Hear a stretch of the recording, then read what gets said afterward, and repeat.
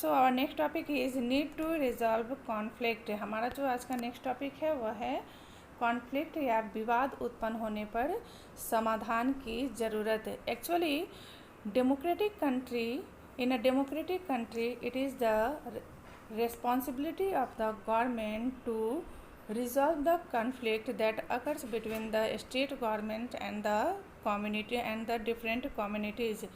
Democratic country में यह सरकार की जिम्मेदारी होती है कि वह उन समस्याओं का समाधान करे या उन कन्फ्लिक्ट का समाधान करे जो कि दो राज्य सरकारों के बीच में या दो समुदायों के बीच में उत्पन्न होती है। तो firstly will try to understand what are the reason why the conflict occurs between these. तो पहले हम लोग ये समझने की कोशिश करेंगे कि आखिर ये कन्फ्लिक्ट क्यों उत्पन्न होता है इन लोगों के बीच में। So conflicts occur when people of different cultures, different religions, regions or economic background don't get along with each other।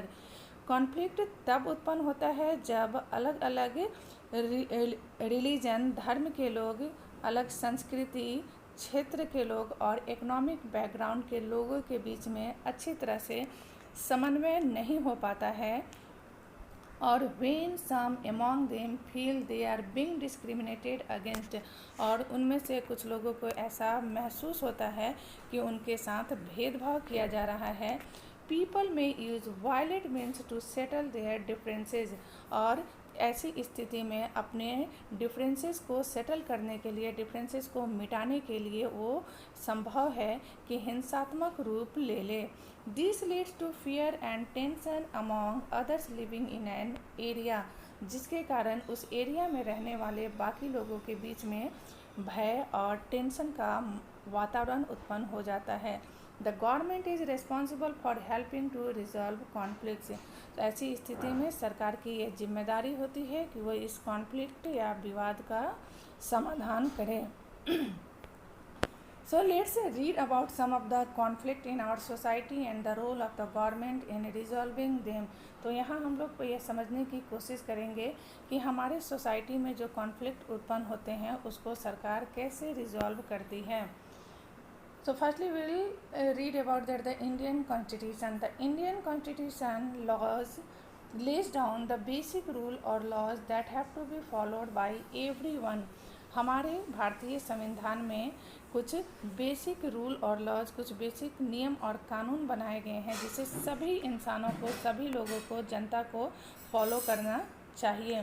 This laws are for both. ये जो कानून है ये सभी के लिए है, the government and the people, चाहे वो सरकार हो या जनता हो। Conflicts and differences have to be resolve according to this laws, और इसी कानून के हिसाब से कॉन्फ्लिक्ट का रिजॉल्व या विवादों का समाधान किया जाता है। Religious processing and celebrations can sometimes lead to conflict. कभी कभी कॉन्फ्लिक्ट का कारण होते हैं रिलीजियस प्रोसेशंस, जो धार्मिक जुलूस या झांकियाँ निकलती है, यह भी कॉन्फ्लिक्ट को उत्पन्न करती है। For example the route of procession takes may lead to a conflict.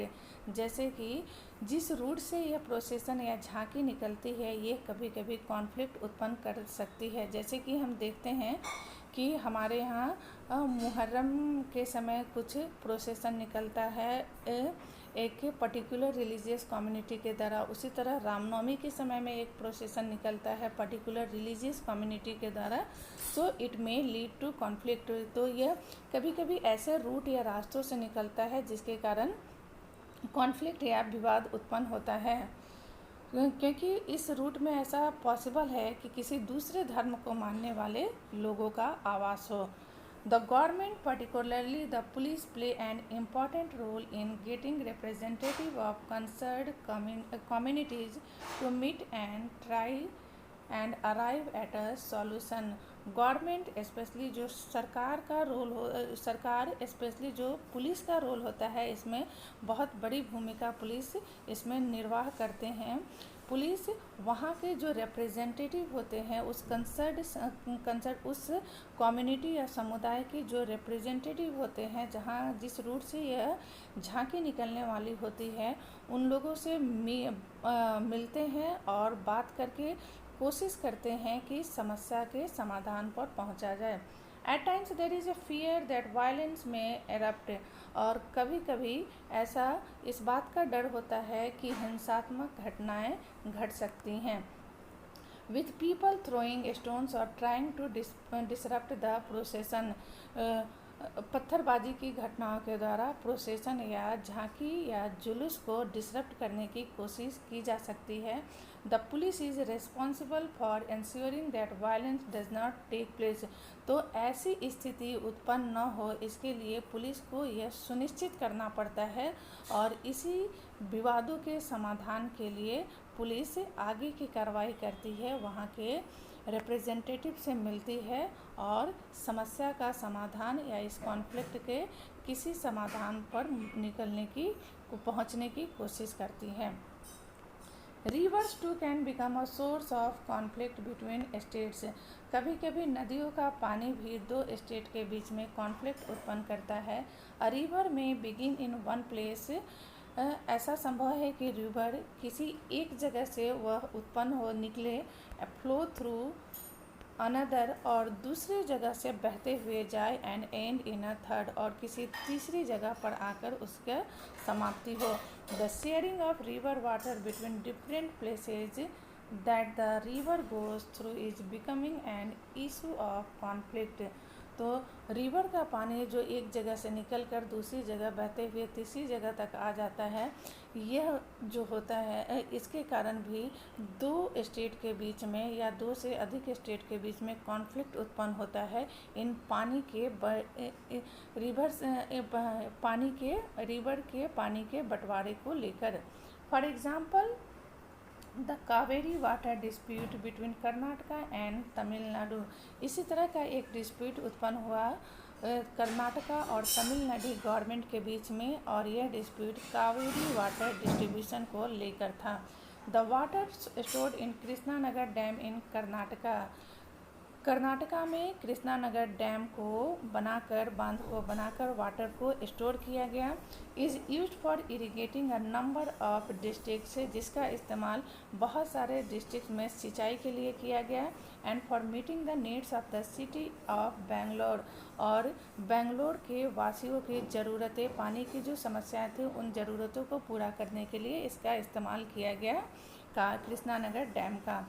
The water stored in Mettur dam in Tamil Nadu, और मेटर डैम में भी वाटर को स्टोर किया गया तमिलनाडु में।